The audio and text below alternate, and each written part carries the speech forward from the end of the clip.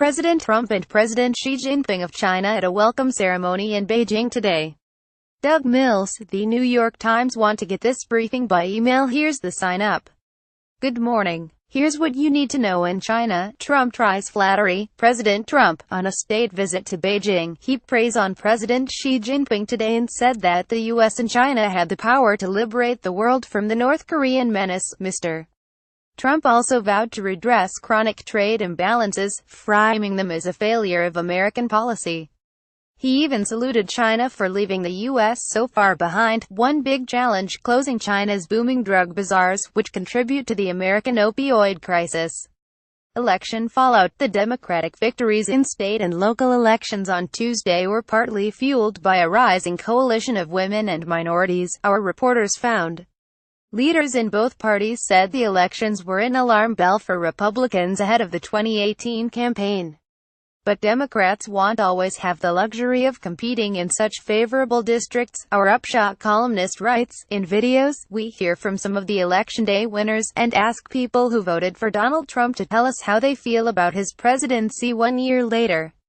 Another look at taxes. Senate Republicans are expected to unveil their tax legislation today. It will most likely diverge from the House plan by eliminating the ability to deduct state and local taxes, and by stopping short of repealing the estate tax. Our columnist looks at how the House plan, presented as a bill for the middle class, provides for private school tax breaks. How might all this affect you? We crunched the numbers. Texas church shooting was recorded. Video of Devin Kelly's deadly rampage in a Baptist church in Sutherland Springs, Texas, is said to show a methodical attack, in which he fired quickly and paused only to reload.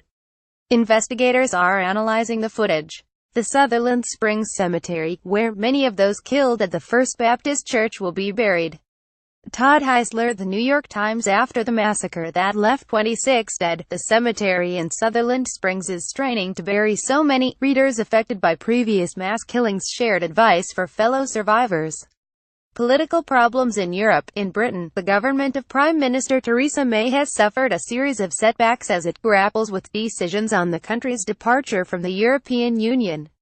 The International Development Secretary, Priti Patel, became the second cabinet minister to quit in a week, after she held a dozen unauthorized meetings with Israeli officials. Our correspondent in Germany looked at the challenges facing Chancellor Angela Merkel as she tries to form a coalition government that spans the political spectrum. One analyst gave Ms. Merkel a 2-to-1 chance of success. The Daily Lessons from Virginia. We discuss election results with Stephen Bannon, President Trump's former chief strategist. Listen on a computer, an iOS device or an Android device. Business. The Trump administration is said to have called on Time Warner to sell assets, potentially including CNN, as a condition of its merger. CNN's headquarters in New York. The network has frequently been criticized by President Trump. Sam Hodgson for The New York Times. Dara Khosrowshahi of Uber will give his first public interview since he took the helm of the embattled ride-hailing giant at our DealBook annual conference today. Check our site for live coverage. U.S. stocks were up on Wednesday. Here's a snapshot of global markets. Smarter living dips, both new and old, for a more fulfilling life. The biggest video games and consoles this holiday season. We have a guide. When giving to charity, research can make a big difference. Recipe of the day: forget the usual sides and make sweet ads or cauliflower. Noteworthy: hearing the digital future. In today's 360 video, join Jaron Lanier, a virtual reality pioneer, as he discusses his obsession with partisan writing you shouldn't miss. Writers from across the political spectrum discuss the election results, imagining the future of cars. The Times Magazine has devoted an entire issue to the question of autonomous vehicles and the future they could usher in. 2 weeks to Thanksgiving. You don't have to cook your meal in 8 hours, on 4 burners and in 1 oven. But we can show you how. Falling in love is good for you. A neuroscientist is studying the health benefits of romance. Her most persuasive evidence may be her signs of strain over Catalan independence.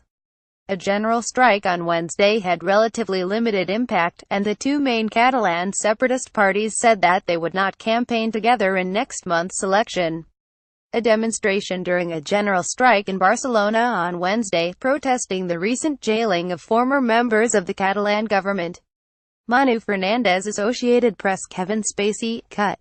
Scenes in the completed All the Money in the World featuring the actor, who is facing UAL assault allegations, will be reshot with Christopher Plummer. Best of Late Night TV. Trevor Noah was amazed at how quickly President Trump distanced himself from Ed Gillespie. Quotation of the day: "Never would I have imagined waking up one day and finding myself behind bars, charged with murdering the man I love." Angelica Graswald, who pleaded guilty to sabotaging her fiancé's kayak shortly before he drowned in the Hudson River, and who was sentenced on Wednesday to 16 months to 4 years in jail.